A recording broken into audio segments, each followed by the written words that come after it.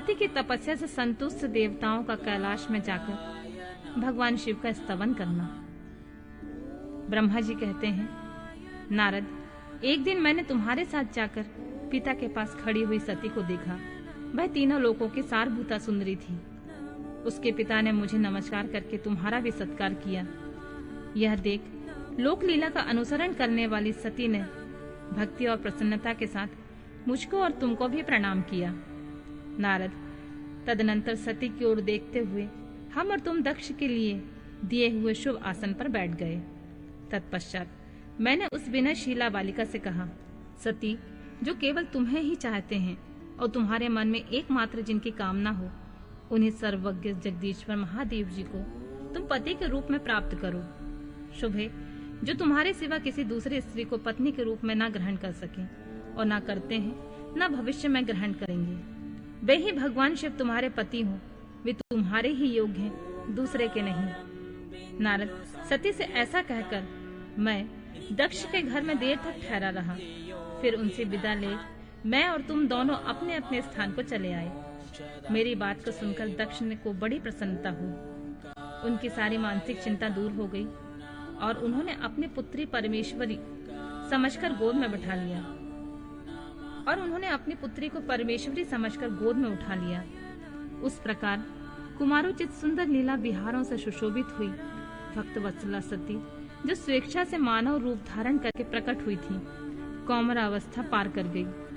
बाल्यावस्था बिताकर किंचित युवावस्था को प्राप्त हुई सती अत्यंत तेज एवं शोभा से संपन्न हो संपूर्ण अंगों से मनोहर दिखाई देने लगी। लोकेश दक्ष ने देखा कि सती के शरीर में युवा अवस्था के लक्षण प्रकट होने लगे हैं। तब उनके मन में यह चिंता हुई कि मैं महादेव जी के साथ इनका विवाह कैसे करूं। सती स्वयं भी महादेव को पाने के लिए प्रतिदिन अभिलाषा रखती थी। अतः पिता के मनोभाव को समझकर वे माता के निकट गईं। विशाल बुद्धि वाली सती रूपनी परमेश्वरी शिवा ने अपने माता वीरणी से भगवान शंकर की प्रसन्नता के लिए निमित्त तपस्या करने के लिए आज्ञा मानी। माता की आज्ञा मिल गई।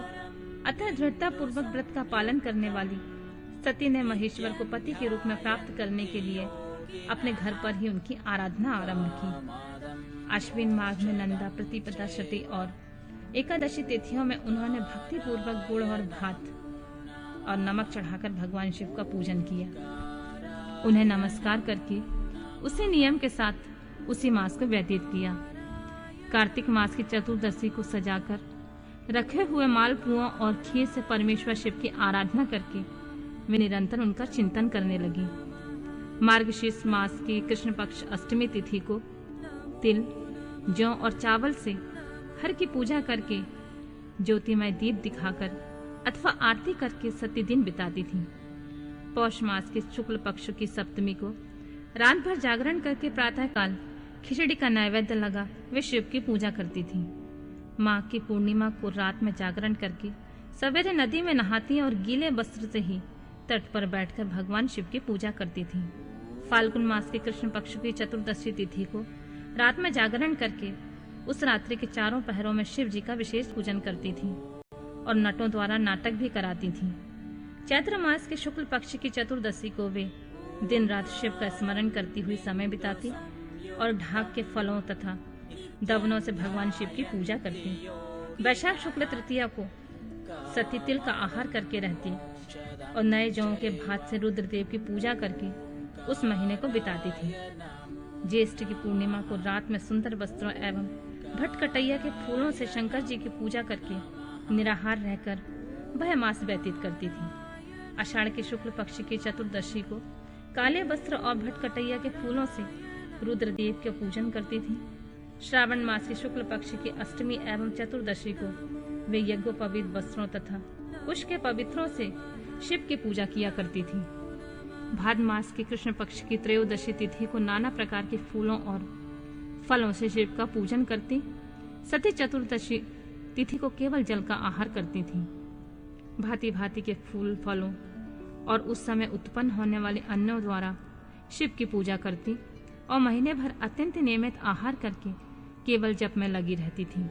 सभी महीनों में सारे दिन सती शिव की आराधना में संलग्न रहती थी। अपनी इच्छा से मानव रूप धारण करने वाली वे देवी दृढ़तापूर्वक उत्तम व्रत का पालन करती थीं। इस प्रकार नंदा व्रत को पूर्ण रूप से समाप्त करके भगवान शिव में अनन्य भाव रखने वाली सती एकाग्रचित्त होकर बड़े प्रेम से भगवान शिव का ध्यान करने लगी तथा उस ध्यान में ही निश्चल भाव से स्थित हो गई। मुने, इस समय सब देवता ऋषि भगवान विष्णु और मुझको आगे करके सती की तपस्या देखने के लिए गए। वहां आकर देवताओं ने देखा सती मूर्तिमयी दूसरी सिद्धि के समान जान पड़ती हैं। वे भगवान शिव के ध्यान में निमग्न होकर उस समय सिद्धावस्था को पहुंच गई थीं। समस्त देवताओं ने बड़ी प्रसन्नता के साथ वहां दोनों हाथ जोड़कर सती को नमस्कार किया। मुनियों ने भी मस्तक झुकाए तथा श्री हरि आदि के मन में प्रीति उमड़ आई। श्री विष्णु आदि सब देवताओं और मुनि आश्चर्यचकित हो सती देवी की तपस्या की भूरी भूरी प्रशंसा करने लगे। फिर देवी को प्रणाम करके वे देवता और मुनि तुरंत ही गिरिश्रेष्ठ कैलाश को गए, जो भगवान शिव को बहुत प्रिय है। सावित्री के साथ और लक्ष्मी के साथ भगवान वासुदेव भी प्रसन्नता पूर्वक महादेव जी के निकट गए। वहां जाकर भगवान शिव को देखते ही बड़े वेग से प्रणाम करके सब देवताओं ने दोनों हाथ जोड़कर विनीत भाव से नाना प्रकार के स्तोत्रों द्वारा उनकी स्तुति करके अंत में कहा, प्रभु, आपके सत्व, रज तथा तम नामक 3 शक्तियां हैं। उनके राग आदि वेग असह हैं। वेद त्रयी अथवा लोक त्रयी आपका स्वरूप है।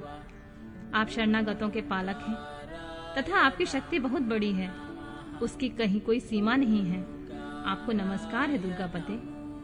जिनकी इंद्रियां दुष्ट हैं, बस में नहीं हो पाती हैं, उनके लिए आपकी प्राप्ति का कोई मार्ग सुलभ नहीं है। आप सदा भक्तों के उद्धार में तत्पर रहते हैं। आपका तेज छिपा हुआ है। आपको नमस्कार है। आपकी माया शक्ति रूपा जो अहम बुद्धि है, उसकी आत्मा का स्वरूप ढक गया है। अतएव यह मूढ़ बुद्धि जीव अपने स्वरूप को नहीं जान पाता है। आपकी महिमा का पार पाना अत्यंत कठिन है। हम आप महाप्रभु को मस्तक झुकाते हैं। ब्रह्मा जी कहते हैं, नारद, इस प्रकार महादेव जी की स्तुति करके श्री विष्णु आदि सभी देवता उत्तम भक्ति भाव से मस्तक झुकाए हुए प्रभु शिव जी के आगे चुपचाप खड़े हो गए।